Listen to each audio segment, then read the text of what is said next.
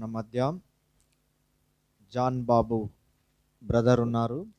మరి ప్రొఫెసర్గా ఒక ఇంజనీరింగ్ కాలేజీలో పనిచేస్తూ అదే సమయంలో ఒక సంఘాన్ని కూడా నడిపిస్తున్నారు. ఇద్దరు కుమారులు, వారు ఖమ్మంలో ఉండి ఉద్యోగం చేస్తూ పరిచర్య చేస్తున్నారు. మన మధ్య ఉండడం సంతోషం. వారు మరి సమయంలో దేవుని వాక్యాన్ని అందచేయాల్సిన కోరుతూ వారికి సమయాన్ని అప్పగిస్తారు. ఈ యొక్క 2 దినములు, ఈరోజు రేపు నేను మీ మధ్యలో ఉండేటువంటి దినములు ఈ దేవుని యొక్క వాక్యముల నుండి మోషే యొక్క జీవితాన్ని మీ మధ్యలో నేను పంచుకోవాలని ఆశపడుతూ ఉన్నాను. రండి, దయచేసి హెబ్రీలకు రాయబడిన పత్రిక 11వ అధ్యాయము. నేను ముందే చెప్పేస్తాను, నేను సంఘాన్ని నడిపిస్తున్నాను. అదే సమయంలో గడిచినటువంటి బహుశా 26-27 సంవత్సరాల నుండి టీచింగ్ ప్రొఫెషన్లో ఉన్నాను. కాబట్టి ఎవరెక్కడ మాట్లాడినా, అటు ఇటు కదిలినా, అటు ఇటు చూసినా నాకు అర్థమైపోతుంది.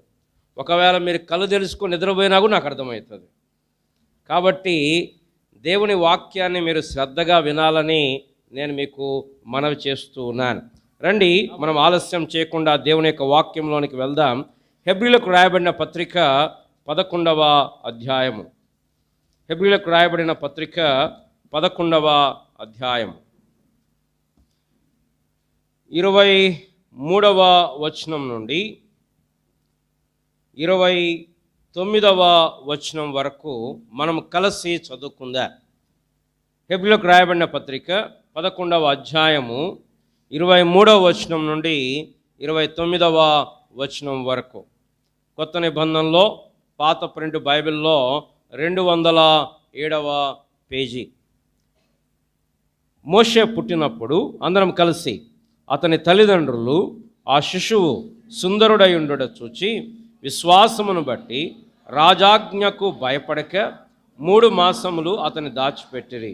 మోషే పెద్దవాడైనప్పుడు విశ్వాసమును బట్టి ఐగుప్తు ధనము కంటే క్రీస్తు విషయమైన నింద గొప్ప భాగ్యమని ఎంచుకొని అల్పకాలము పాప భోగం అనుభవించుట కంటే దేవుని ప్రజలతో శ్రమ అనుభవించుట మేలని యోచించి ఫరో కుమార్తె యొక్క కుమారుడని అనిపించుకొనుటకు ఒప్పుకొనలేదు. ఏలయనగా అతడు ప్రతిఫలముగా కలగబోవు బహుమానమందు దృష్టి ఉంచెను. విశ్వాసమును బట్టి అదృశ్యుడైన వానిని చూచుచున్నట్లు స్థిరబుద్ధి గలవాడై రాజాగ్రహమునకు భయపడక ఐగుప్తును విడిచిపోయెను. తొలిచూలు పిల్లలను నాశనము చేయవాడు ఇశ్రాయేలీలను ముట్టకుండా నిమిత్తము అతడు విశ్వాసమును బట్టి పస్కాను రక్త ప్రోక్షణను ఆచారమును ఆచరించెను. విశ్వాసమును బట్టి వారు పొడి నేల మీద నడిచినట్లు ఎర్ర సముద్రములో పడి నడిచిపోయేరి, చేజూసి మునిగిపోయేరి. ప్రార్థన చేసుకుందాం. ప్రేమ కలిగిన మా ప్రియ పరలోకపు తండ్రి, ఈ యొక్క దేవుడు మీరు ఎరిగినటువంటి దేవుడవు కనుక ప్రభువా, వారి అక్కర కొలది, వారి అవసరత కొలది, వారి యొక్క ఆత్మీయమైన క్షేమాభివృద్ధి కొరకై, నీ మహిమ కొరకై ప్రభువా మీ దాసును మీరు బలపరిచి వాడుకొనండి. మెట్టుకు ప్రభువా మా మధ్యలో మీ యొక్క మహిమను మేము చూడటానికి సహాయపడండి. పరిశుద్ధాత్మ దేవుని యొక్క పరిచర్య మా మధ్యలో జరిగించబడటానికి కృప చూపించండి. ఏ మనుష్యుడు కూడా మహిమ పరచబడకుండా, ఏ మనుషుడు గణపరచబడకుండా మా కన్నులు, మా యొక్క నేత్రములు విశ్వాసమును కర్తయు దాన్ని కొనసాగించువాడైన యేసు వైపు మాత్రమే చూడటానికి మీరు మాకు సహాయపడమని, కృప చూపించమని యేసు ప్రభువారి శ్రేష్టమైన ఘనమైన నామమున ప్రార్థించి అడిగి వేడుకుంటున్నాము తండ్రి, ఆమేన్. ప్రియులారా, బైబిల్లో ఉన్నటువంటి 66 గ్రంథాల్లో అనేక మంది వ్యక్తులు మనకు కనపడతారు. సాధారణంగా బైబిల్లో మీకు ఇష్టమైన వ్యక్తులు ఎవరు అంటే చాలామంది చాలా పేర్లు వస్తూ ఉంటాయి.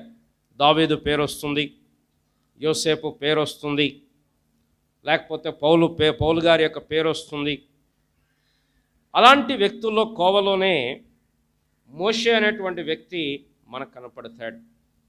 ముఖ్యంగా ఈ హెబ్రీలకు రాయబడినటువంటి పత్రిక ఎవరు రాశారో మనకు తెలియదు, కానీ ఈ యొక్క పత్రికలో ప్రాముఖ్యమైన ఉద్దేశం ఏంటి అంటే, పాత నిబంధనలోని యూదులు, పాత నిబంధనను కలిగిన యూదులు యేసు ప్రభువారి యందు విశ్వాసం ఉంచిన తర్వాత వచ్చిన శ్రమలను బట్టి, వచ్చిన ఇబ్బందులను బట్టి వీరు కొంచెం డైలమాలో ఉన్నారు. వీళ్ళు ఏం వదిలిపెట్టారు? మోషే ధర్మశాస్త్రాన్ని వదిలిపెట్టారు, అహరోను యాజకత్వాన్ని వదిలిపెట్టారు, బలులు వదిలిపెట్టారు, బలి అర్పణలు వదిలిపెట్టారు. ఇప్పుడు మేము చేసింది కరెక్టేనా అనేటువంటి ఒక సందిగ్ధావస్థలో ఉన్నారు. ఇంకో మాటలో చెప్పాలంటే వెనక్కి వెళ్ళిపోదామా అనుకుంటున్నారు. కొన్నిసార్లు క్రైస్తవ జీవితంలో కూడా కలిగేటువంటి శ్రమలను బట్టి, కలిగేటువంటి ఇబ్బందులను బట్టి, శోధనలను బట్టి ఏమనిపిస్తుంది అంటే అసలు మనం ప్రభువుని నమ్ముకొని కరెక్టే ఉన్నామా అనిపిస్తుంది. కానీ ప్రియులారా, పరిశుద్ధాత్మ దేవుడు వారి అక్రతను ఎరిగి వారిని మీరు వెనక్కెళ్ళకండి, ఎందుకంటే శ్రేష్టమైనటువంటి నిబంధన ఇది. ఇదిగో అక్కడ యాజకులు ఉన్నారు, ఇక్కడ యేసు ప్రభు ఉన్నాడు. ఇదిగో అక్కడ అహరోను సంతానం ఉన్నారు, వాళ్ళు చచ్చిపోతారు. ఇగో ఇక్కడ యాజకుడు నిరంతరము జీవిస్తున్నాడు. అక్కడ వారు లేవి గోత్రికులు, ఇక్కడ యోధా గోత్రం వాడు. అక్కడ వారు అహరోను సంతానం, ఇక్కడ మెల్కీసెదకు క్రమం. అది పాత నిబంధన, ఇది కొత్త నిబంధన. అది ఉడిగిలిపోయింది, వెళ్ళండి అని చెప్తూ ఈ పత్రికలో వారి విశ్వాసాన్ని బలపరచటానికి, అవిశ్వాసమును బట్టి జాగ్రత్తగా ఉండండి అని చెప్తూ, మనం చదువుతాం కదా హెబ్రీ పత్రిక 12వ అధ్యాయాన్ని బలపరచటానికి 11వ అధ్యాయం మొత్తం కూడా ఏం చెప్తున్నారు తెలుసా?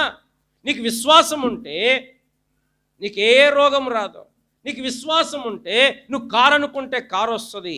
ఇంకో మాటలో ఏం చెప్తున్నారంటే విశ్వాసం అనేది అల్లావుద్దీన్ అద్భుత దీపం. చిన్నప్పుడు చదువుకుంటారు కదా, అల్లావుద్దీన్కి ఒక దీపం దొరుకుతుంది. ఆ దీపాన్ని రుదితే ఒక భూతం వస్తాడు, వచ్చి ఏం చెప్తాడు?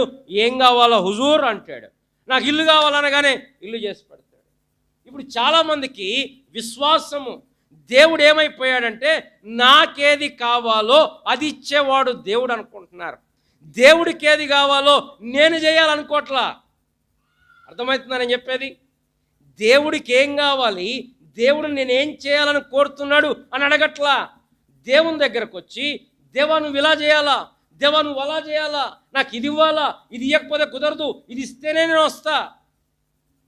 ఇది విశ్వాసము కాదు. విశ్వాసం అంటే మనకేం కావాలో అది సాధించుకునేది కాదు.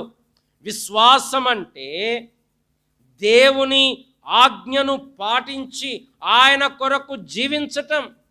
విశ్వాసమును బట్టి హేబేలు ఏం చేశాడు? శ్రేష్టమైన బలి అర్పించాడు. విశ్వాసమును బట్టి హానోకు దేవునితో నడిచాడు. విశ్వాసమును బట్టి నోవహు అది వరకు చూడని సంగతులను గూర్చి హెచ్చరింపబడిన వాడై తన కుటుంబ సభ్యుల కొరకు ఓడను సిద్ధపరిచాడు. విశ్వాసమును బట్టి అబ్రహాము తన దేశమును, తన తండ్రి ఇంటిని, తన బంధువులను వదిలిపెట్టి ఎక్కడికి వెళ్ళవలనో ఎరుగకయే దేవుని మాటను నమ్మి, ఎక్కడికి వెళ్ళాలో తెలియదు, అక్కడ వెళ్ళి ఏం చేయాలో తెలియదు, ఏ దేశం ఇస్తాడో తెలియదు, ఎప్పుడు ఇస్తాడో తెలియదు, బయలుదేరొచ్చాడు. వచ్చిన తర్వాత దేవుడు అన్నాడు ఈ దేశం నీకు ఇస్తాను అన్నాడు. ఎప్పుడు ప్రవ్వా? ఇప్పుడు కాదు, ఒక 500 సంవత్సరాల తర్వాత. మనకు ఆ మాట చెప్తానా? ప్రవ్వా నేను మళ్ళీ 500 సంవత్సరాలతో బతుకుంటూ వస్తాలే, నేను పోతున్నా మళ్ళీ మా ఇంటికి వెళ్ళిపోయే వాళ్ళం. కానీ అబ్రహాము ఆ దేశములో దేవుని మాటను నమ్మి యాత్రికునిగా, పరదేశిగా గుడారాలలో నివసించాడు. విశ్వాసంతో అబ్రహాం ఏం చేశాడంటే విశ్వాసంతో ధనవంతుడయ్యాడు అని రాయలే పరిశుద్ధాత్మ దేవుడు. ఏం రాశాడు? విశ్వాసమును బట్టి అతడును ఆ వాగ్దానమునకు సమాన వారసులైన ఇస్సాకు, యాకోబు అను వారును గుడారములలో నివసించుచు వాగ్దత్త దేశములో పరవాసులైరి. ఇది విశ్వాసము. విశ్వాసం అంటే ఇది. ఇంకా ఏం చెప్తున్నాడు? అబ్రహాము విశ్వాసమును బట్టి తన కుమారుణ్ణి అర్పించాడు. మృతులను సైతము లేపుటకు దేవుడు శక్తిమంతుడని ఎంచి తన కుమారుని, విశ్వాసం అంటే మనకిష్టమైన దాన్ని ప్రభువుకు అర్పించటం. ఈ విధంగా విశ్వాస వీరుల జాబితా రాస్తూ మోషే దగ్గరకు వచ్చాడు ఈ గ్రంథకర్త. అబ్రహాం గురించి చాలా సంగతులు రాశాడు. దాని తర్వాత బహుశా మోషే గురించే ఎక్కువ సంగతులు రాస్తూ ఉన్నాడు. పిల్లరా, ఒక ఆసక్తికరమైన సంగతి ఏంటంటే బైబిల్లో ఎక్కువగా వాడబడిన పేర్లు దేవుడు, యేసుక్రీస్తు ప్రభువారు చాలాసార్లు వస్తుంది, బహుశా 1000 సార్లు వస్తుంది. దాని తర్వాత ఏ వ్యక్తి పేరు ఎక్కువ సార్లు బైబిల్లో కనపడుతుంది అంటే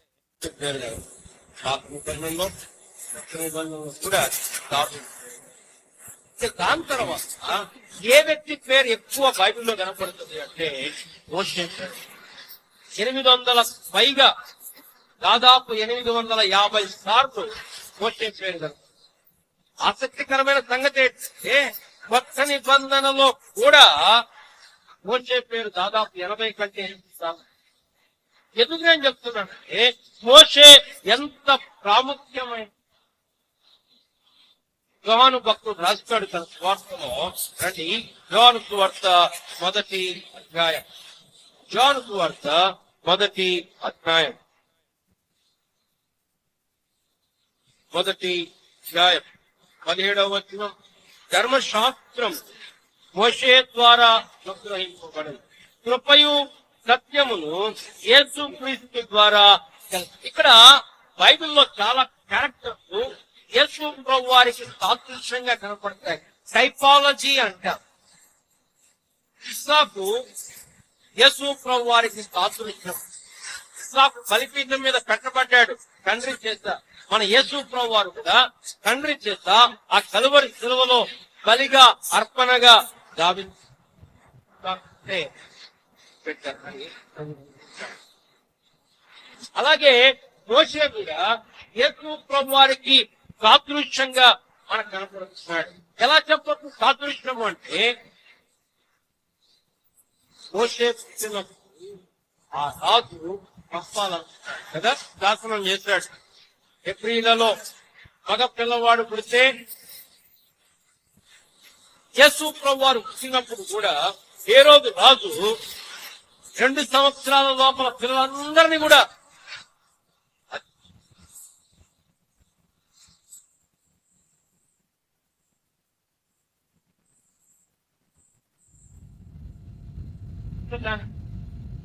మోషే తన ప్రజలు ఐగుప్తు బానిసత్వము నుంచి విడిపించడానికి వీరిద్దరు కూడా విమోచకులు. యేసు ప్రభువారు విమోచకుడు, మోషే ముందు చెప్తూ వచ్చాడు. ఐగుప్తు అనేది లోకములకు సాదృశ్యం.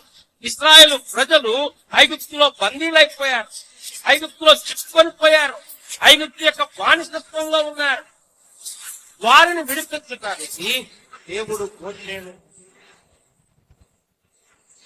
ప్రజలు పాపంలో అక్రమై కాలము సంపూర్ణమై తన ప్రజలను విమోచించాలని దేవుడు తన కుమారుడైన యేసుక్రీస్తు వారిని పాత నిబంధనకు మధ్యవర్తి, కొత్త నిబంధనకు మధ్యవర్తి కింద రూపాంతర కొండ మీద యేసు ప్రభు వారు మాట్లాడుతున్నాడు. ఒక పక్క ఏలియా ఉన్నాడు, ఇంకొక పక్క మోషే ఉన్నాడు. దేనికి గుర్తు? మోషే ధర్మశాస్త్రములకు గుర్తు, ఏలియా ప్రవక్తలకు గుర్తు. కాబట్టి యోహాను భక్తుడు ఒక యుగాన్ని చూపిస్తున్నాడు. మోషే వలన ధర్మశాస్త్రము కలిసి కృప సత్యము యేసు ప్రభు వారి ద్వారా. ఈ మధ్యాహ్న కాల సమయంలో ప్రాముఖ్యమైన ప్రశ్న ఏంటంటే ఈ విడుదల, ఈ విమోచన, ఈ రక్షణ, ఈ మారు మనస్సు, ఈ నిత్య జీవము, ఈ యొక్క పాప క్షమాపణ కలిగి ఉన్నావా? యేసు ప్రభువు ఎందుకు వచ్చాడు అంటే తన ప్రజలు వారి పాపము నుండి విడిపించడానికి వచ్చింది. ఇశ్రాయేలు ప్రజలు ఐగుప్తు యొక్క బంధకాల్లో ఉన్నారు, ఐగుప్తు యొక్క బానిసత్వంలో ఉన్నారు, ఫరో యొక్క ఆ కంచెలలో ఉన్న వారిని పోనీయటం ఫరోకి ఇష్టం లేదు. ఫరో ఏం చేస్తున్నాడు? వాళ్ళు ఖాళీగా ఉంటే దేవుని గురించి ఆలోచిస్తున్నారని, వారు ఖాళీగా ఉంటే దేవుణ్ణి ఆరాధించాలని కోరుతున్నారని ఏం చేస్తున్నాడు ఫరో? వాళ్ళ పని పెంచుతున్నాడు.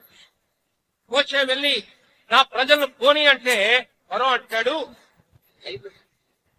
కాబట్టి ఏం చేద్దాం, ఇగో ఈ లక్ష చిక్కలు తగ్గకూడదు, కానీ గట్టి నేను ఇవ్వను, నేనే తెచ్చుకోవాలి. 20 సంవత్సరాల క్రితం వైపు ఆలోచించండి, ఎంత ప్రశాంతంగా ఉండేది. 10 గంటలకు అందరు ఆఫీసులో సైకిల్ మీద పోయేవాళ్ళు. 5 కిలోమీటర్లు అయినా 10 కిలోమీటర్లు అయినా సరదాగా వెళ్ళేవాళ్ళు. టెన్షన్ లేవు, తొందర లేదు, నెమ్మదిగా రెడీ అయ్యేవాళ్ళు. టీవీలు లేవు, రేడియోలు ఉండేవి. కానీ ఇప్పుడు అన్ని వచ్చేసాయి. ఒకప్పుడు గంట పట్టే పని 10 నిమిషాల్లో అయిపోతుంది. కింద పొయ్యిలు ఉండేవి, కట్టెల పొయ్యిలు ఉండేవి, మిక్సీలు గ్రైండర్లు లేవు, రోలు ఉండేది. ప్రతి ఇంట్లో పెద్ద పెద్ద రోళ్ళు ఉండేవి, రాయితో చేసిన రోళ్ళు ఉండేవి. తెలుసు చాలా మంది తెలియకపోతాం.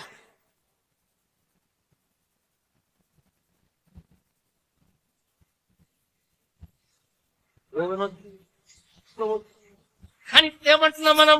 టైం లేదు. ఎవరికి టైం లేదు? ఇద్దరు టైం. చిన్న పిల్లలు మొదలుకొని పెద్దవాళ్ళ వరకు ఎవరికి కలిగిస్తున్నారు. టైం లేదు. టైం యాడికి పోయింది టైం? మరి ఒకప్పుడు 10 నిమిషాలు, ఒకప్పుడు గంట పట్టే పని ఇప్పుడు 10 నిమిషాలు అయిపోతుంది. టైం మిగలాలి కదా. అప్పుడు డాక్టర్లు అంటే ఎంబీబీఎస్ డాక్టర్, డాక్టర్ ఏ రోగం వచ్చినా ఒక డాక్టర్ దగ్గర, ఒక్క రోగం వస్తే 10 మంది డాక్టర్ దగ్గర. కీళ్ళ డాక్టర్ ఒక ఆయన, నరాల డాక్టర్ ఒక ఆయన, కీళ్ళ డాక్టర్ ఒక ఆయన, మెదడు డాక్టర్ ఒక ఆయన, ఊపిరితిత్తుల డాక్టర్, కిడ్నీల డాక్టర్, చర్మపు డాక్టర్, ఇంట్లో డాక్టర్, చెవుల డాక్టర్, ముక్కు డాక్టర్, ఎన్ని ఆలోచనలు, కార్డియాలజీ, పల్మనాలజీ, హిమటాలజీ, ఎన్ని ఆలోచనలు. ఆరోగ్యమైన పుస్తకం పడ్డదా అంటే ఏ హాస్పిటల్ ఏం జరుగుతుంది? పిల్లరా, సాతానుడు వాడి కాలము కొద్దిగా అని ఎరిగి ఎవరిని మృంగుదునా అని గర్జించు సింహం వలె తిరుగులాడు. మనం గనక ఈ చక్రంలో పడిపోయి, ఈ మాయలో పడి, బైబిల్కి టైం లేదు, ప్రార్థనకు టైం లేదు, అయ్యో నేను బిజీ, నా ఉద్యోగము, నా వ్యాపారము అనుకుంటూ తిరిగిపోతే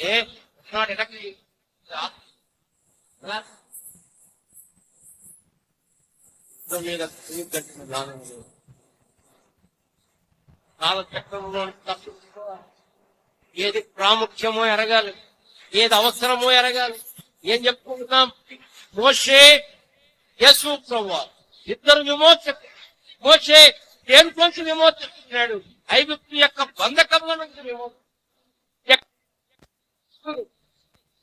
ఐగుప్తులో నుండి అరణ్యములోనికి, కానానులో తీసుకెళ్తున్నాడు. ఇక్కడ మనం ఇంకొక వ్యక్తి గురించి కూడా ఆలోచన చేయండి. ఈ నిర్గమ కాండంలో మోషే మనకు ఆది కాండము యోసేపు మరణంతో ముగుస్తూ ఉంది.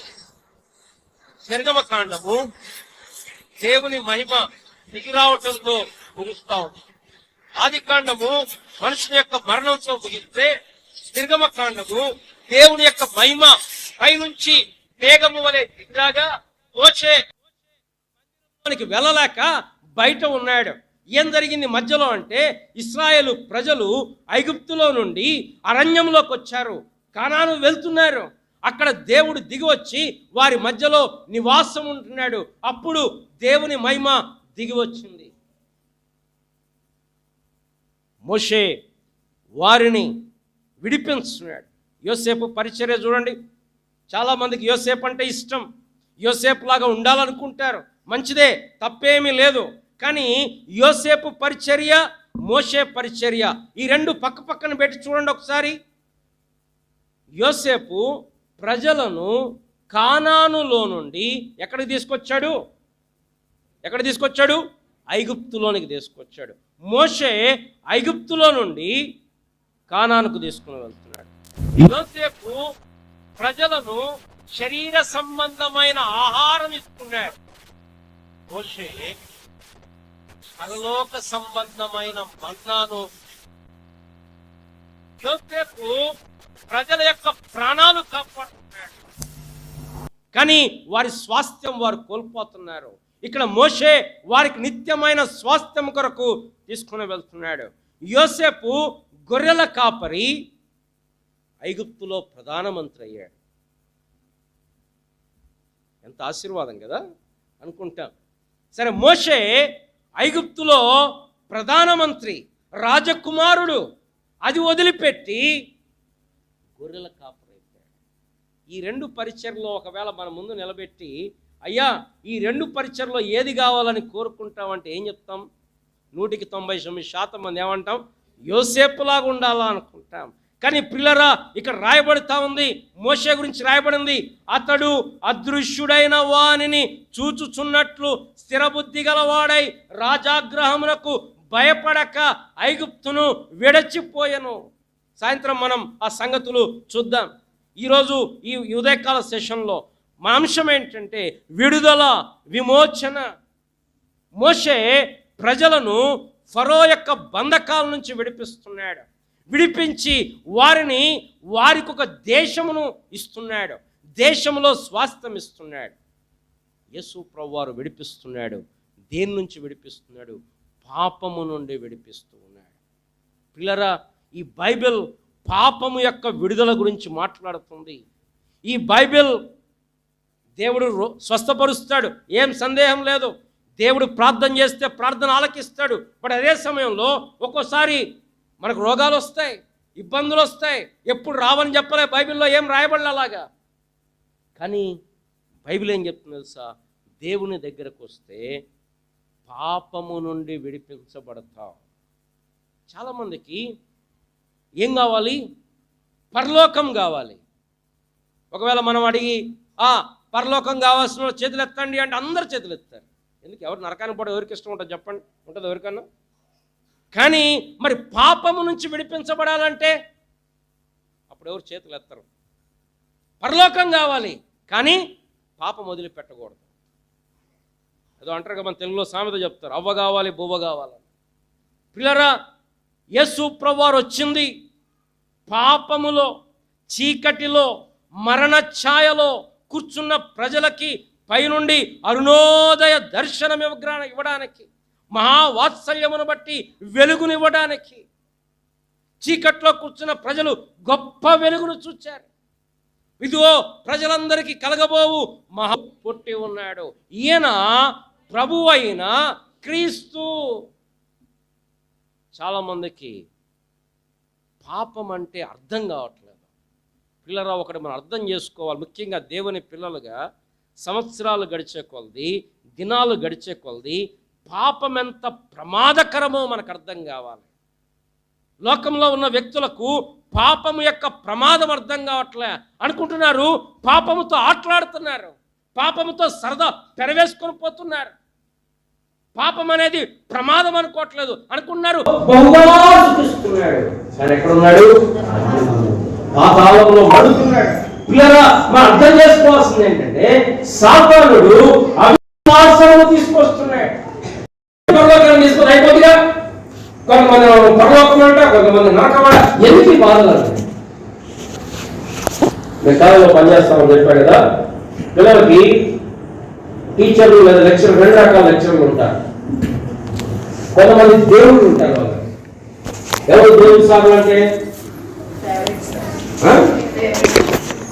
ఎగ్జామ్లో కాపీ కొట్టుకోండి రా వదిలిపెట్టి డోర్ దగ్గర నిలబడతారే వాళ్ళు ఎవరు? ఎగ్జామ్ అయిపోయింది. ఇంకొంతమంది దయ్యాల సార్లు ఉంటారు. అబ్బా వచ్చాడు రా బాబు, అమ్మ అయిపోయి డ్రాప్, ఎగ్జామ్ లేదు, పోదాం పండి. ఇంకా నిజంగా దేవుడు సార్ ఆయన. ఆ దేవుడు సారు తన డ్యూటీ తాను చేయకుండా బద్దకించి అటు పక్క నిలబడుతున్నాడు. ఒక పోలీసు ఉన్నాడు అనుకోండి, దొంగ కనపడ్డాడు, దొంగను చూసి పట్టుకోకుండా ఆ పోనీలేండి ఆలయాలో దొంగలు ఎక్కువ ఉంటారు ఏమైద్ది అన్నాడు అనుకోండి.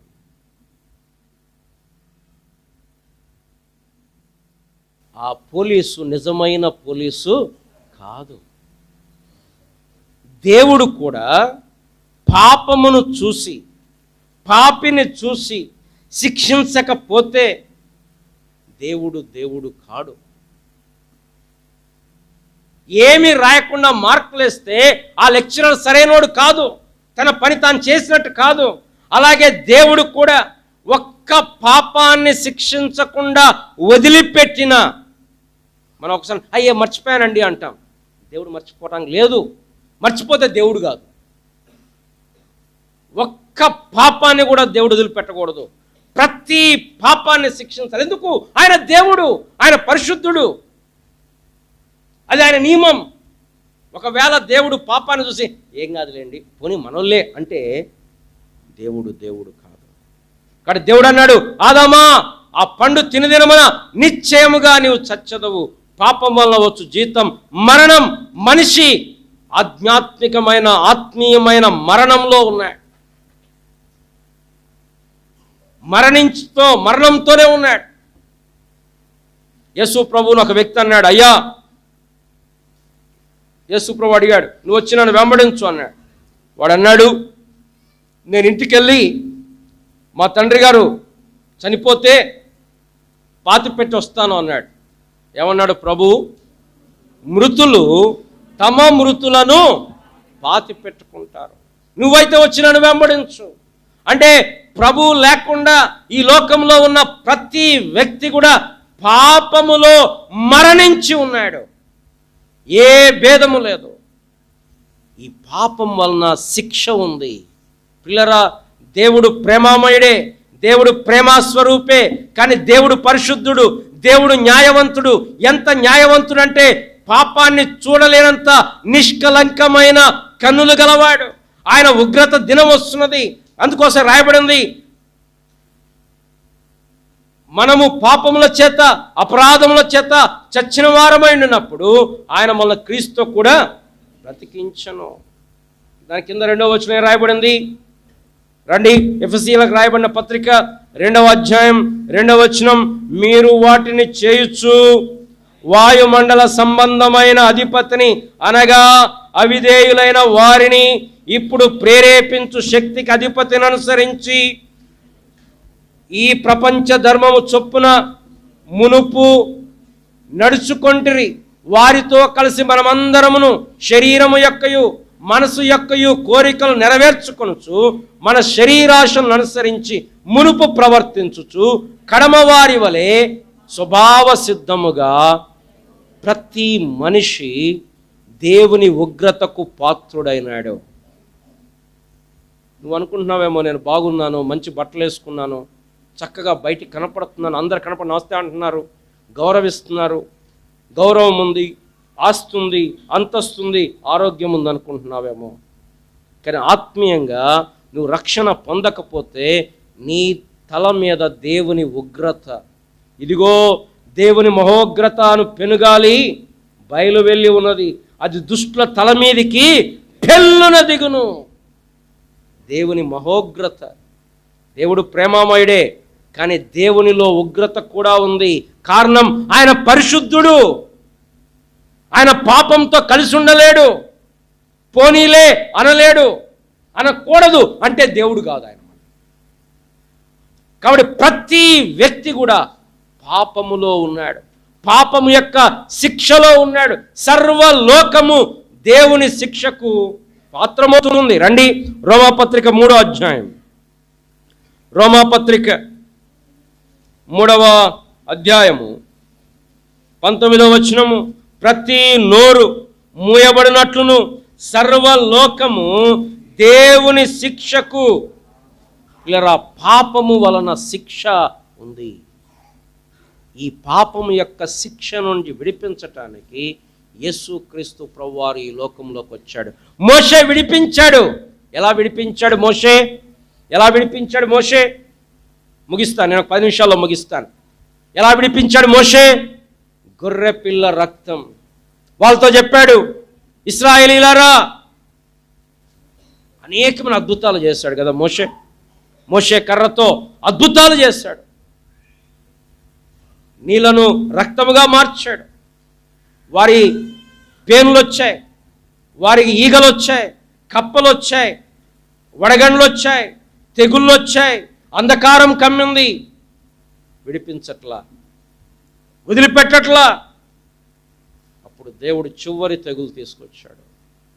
దేవుడు అంటాడు ఫరోతోటి, ఫరో, నేను కావాలంటే ఒక్క దెబ్బతో నేను నాశనం చేస్తాను. మరి ఎందుకు చేయట్లేదు? నా నామమునకు ఘనత తెచ్చుకోవటం. దేవుడికి 10 తెగుళ్ళు అవసరమా? ఒక తెగులతో తీసుకురాలేడా? తీసుకొస్తాడు. కానీ ఆయన ప్రణాళిక సరే. ఏం చెప్పాడు మోషే? నిర్దోషమైన ఏడాది గొర్రెపిల్ల తీసుకొని దాన్ని చంపి దాని రక్తమును నిలువు కమ్మీల మీద, అడ్డ కమ్మీల మీద పూయండి.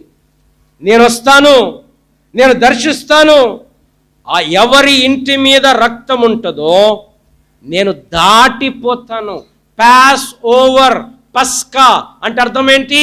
పాస్ ఓవర్, దాటిపోవటం. నేను లోపల రాను. లోపలికి వస్తే మరణిస్తారు. ఎందుకు? దేవుడు అంత పరిశుద్ధుడు. ఇశ్రాయేలీలు వారి భక్తిని బట్టి, వారి పరిశుద్ధతను బట్టి కాపాడబడలా. వారి భక్తి, వారి శక్తి వారిని రక్షించలా. వారిని విమోచించింది ఏంటంటే నిర్దోషమైన గొర్రెపిల్ల రక్తము. ఇది మోషే నిబంధన. కొత్త నిబంధన ఏంటి? యేసుక్రీస్తు ప్రభువారు మనల్ని విడిపించాడు మరణము నుండి, పాప శిక్ష నుండి, పాపము యొక్క శక్తి నుండి, పాపము యొక్క పనిష్మెంట్ నుండి, పాపము యొక్క పెనాల్టీ నుంచి విడిపించాడు. ఎలా? గొర్రెల యొక్కయు, మేకల యొక్కయు, కోడెల యొక్కయు రక్తముతో కాక తన స్వరక్తముతో. అక్కడ మోషే గొర్రెపిల్లను చంపాడు. ఇక్కడ యేసు ప్రభువారు తానే గొర్రెపిల్లగా నీ కొరకు, నా కొరకు ఆ కలువరి శిలువలో మరణించాడు. పాత నిబంధనలో యాజకులు వేరే గొర్రెపిల్లను తీసుకొస్తారు, కానీ యేసు ప్రభువారు అనే మన ప్రధాన యాజకుడు, పాపులలో చేరక ప్రత్యేకంగా ఉన్నవాడు, ఆకాశ మండలము కంటే మిక్కిలి ఎచ్చైన ప్రధాన యాజకుడు, మనం ఒప్పుకున్న దానికి అపోస్తలుడు. ఈ గ్రంథకర్త అంటాడు, మేము మీకు చెప్పుచున్న సంగతుల్లోని సారాంశం ఏదనగా మన కట్టి ప్రధాన యాజకుడు ఉన్నాడు, ఆయన మీద లక్ష్యం ఉంచండి. ఆ ప్రధాన యాజకుడు ఏం చేశాడు తెలుసా?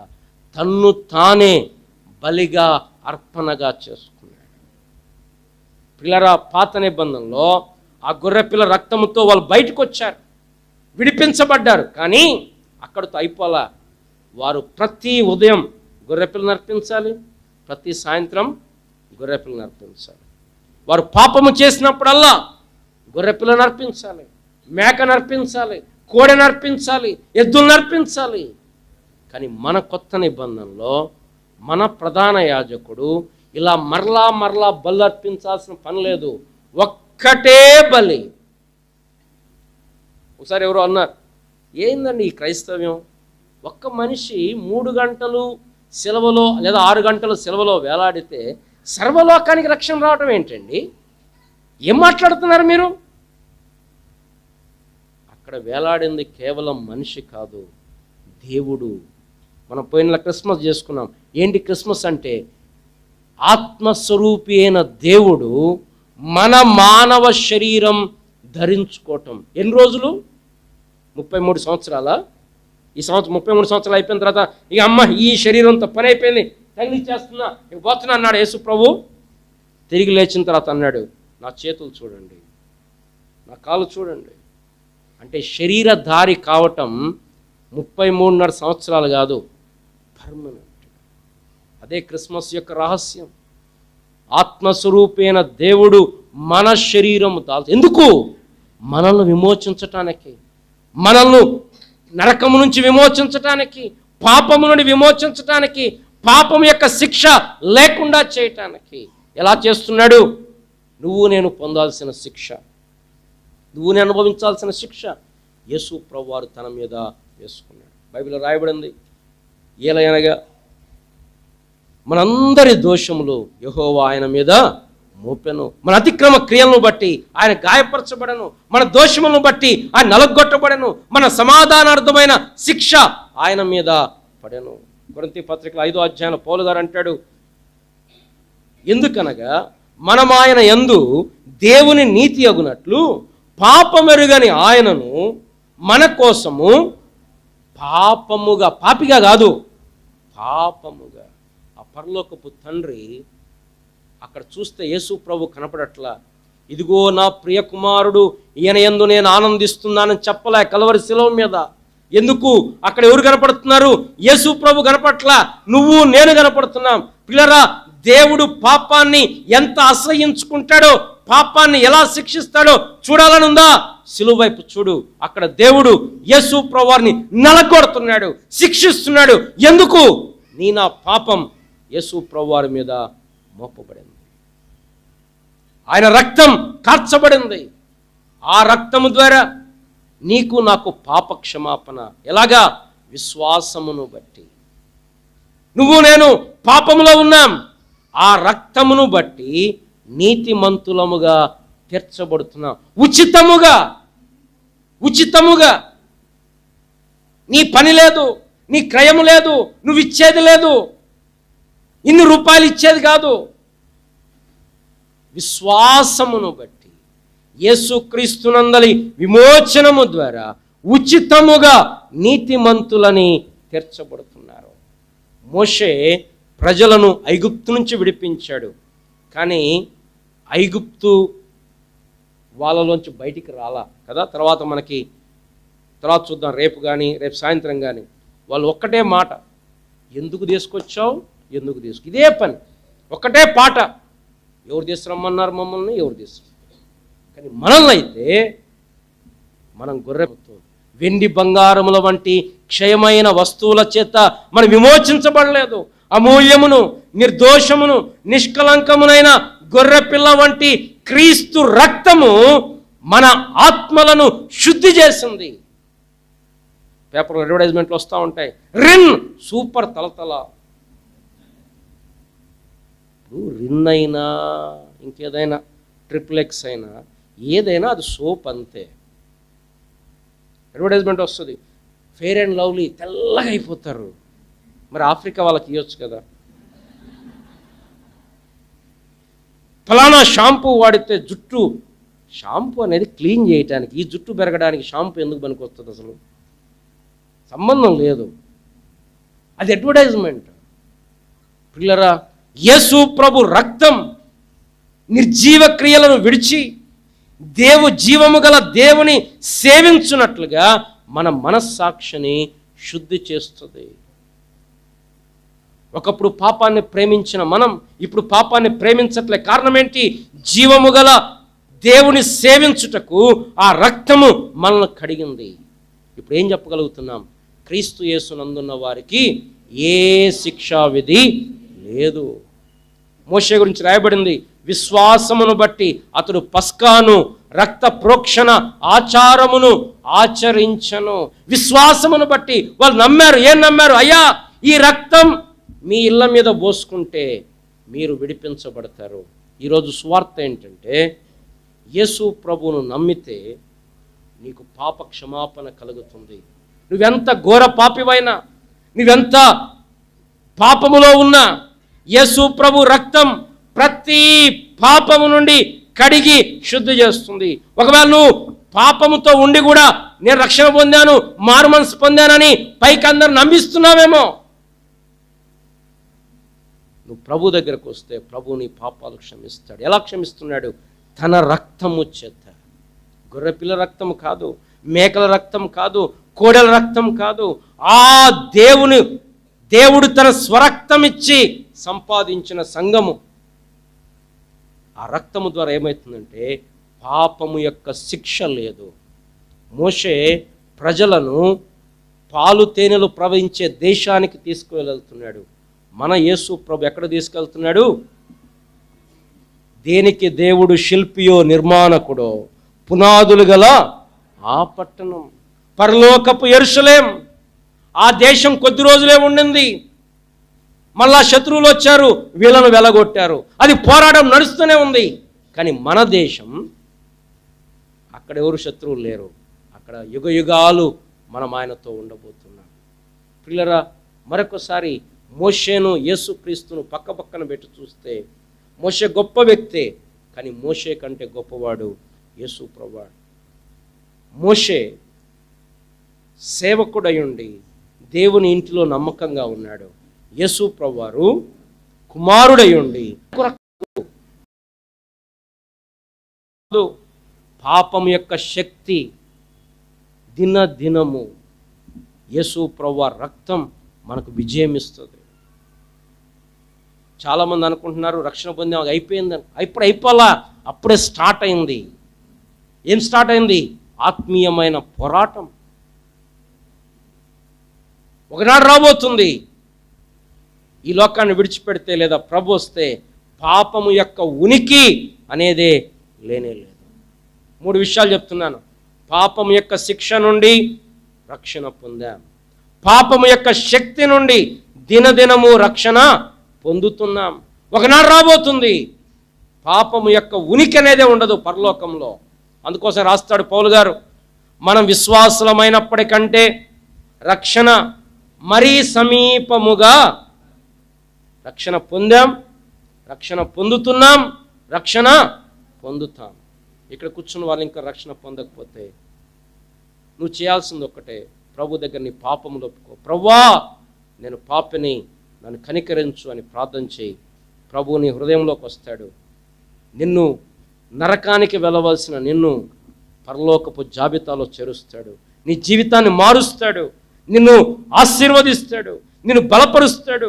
యేసుక్రీస్తుని విశ్వాసం ఉంచువాడు మరణములో నుండి జీవంలోనికి దాటాడు, చీకటిలో నుండి ఆశ్చర్యకరమైన వెలుగులోనికి దాటాడు, చీకటిలో నడవక జీవపు వెలుగు కలిగి సంచరిస్తున్నాడు. ఇటువంటి దేవుని విశ్వాసం ఉంచటం ఎంత గొప్ప ఆశీర్వాదం. రండి ప్రార్థన చేసుకుందాం.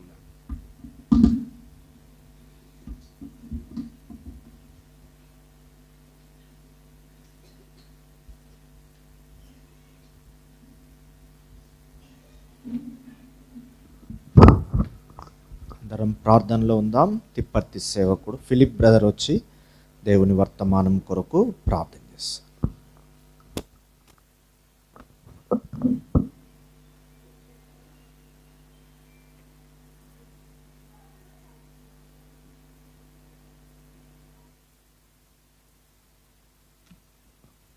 ప్రార్థన చేసుకుందాం. ప్రేమ నమ్మకం కలిగిన నా ప్రియ పరలోకపు తండ్రి, మీ ప్రశస్తమైన పాదములకు వందనములు, స్తోత్రాలు చెల్లిస్తూ వస్తుంటున్నాం. మంచి దేవుడు, ఏ మంచి లేని నన్ను మమ్ములను ఓసారి మీరు చూశారు. భూలోకాన్ని అంత పాపముతో నిండిపోయినది. ఏ బలుల ద్వారా పాపము తీసివేయలేదని మీరే తానుగా ఈ లోకానికి వచ్చి మా కొరకు బలి అయిన యేసయ్య, మీ పాదములకు వందనాలు స్తోత్రాలు చెల్లిస్తున్నాం.